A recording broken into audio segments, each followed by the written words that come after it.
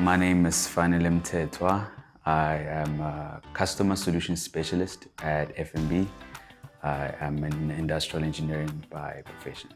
So what the degree entails is that we are trying to make systems more optimized, and we do this by mixing up mathematics, science, and engineering in order to eliminate waste and increase productivity within any system that's there.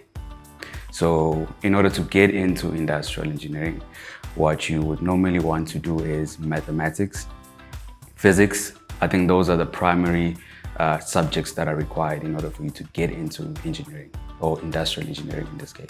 So I think what fascinated me about industrial engineering was that it mixed some of the two things that I found to be quite intuitive for me while I was growing up. So I was really into business, which means I would sell lollipops just so I can make a markup on them and gain profit from it. But at the same time, I realized that I was really good at maths and physics. I found that with industrial engineering, I could blend those two things through, because the overarching theme with industrial engineering is business engineering, because we're not only solving mechanical problems or whatnot, we're essentially solving for business problems, which speak to cost issues or resource issues, and so that speaks to the business, but we're doing it from an engineering point of view. So I think when I discovered industrial engineering, I found that this was something that was essentially aligning with my requirements. What also drew me close to industrial engineering was the fact that I could essentially get into any industry that I would like to go into.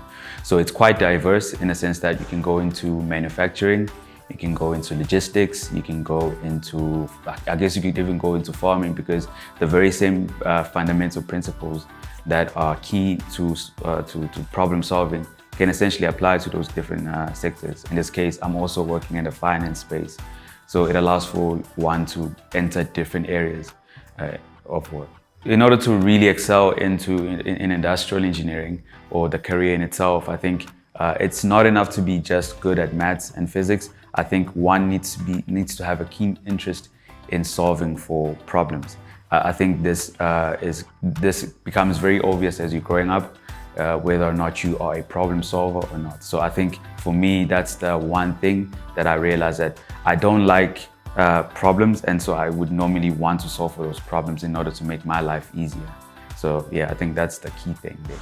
The advice that I'll give to someone who's in high school when it comes to choosing a career, especially for longevity, I would definitely say find someone that you can talk to, a senior mentor, someone who's already in whatever space that you are looking to get into, so that you can actually ask the relevant questions, because you can actually find that you are in a career that you don't like in the long run. So I think it's very important to maybe essentially shadow someone, find someone who's in the line of work that you want to get into. Or I think we live in the age of social media, so I guess you can essentially go on YouTube, go on Instagram, and get to research those people and do a deep dive into the career that you want to do.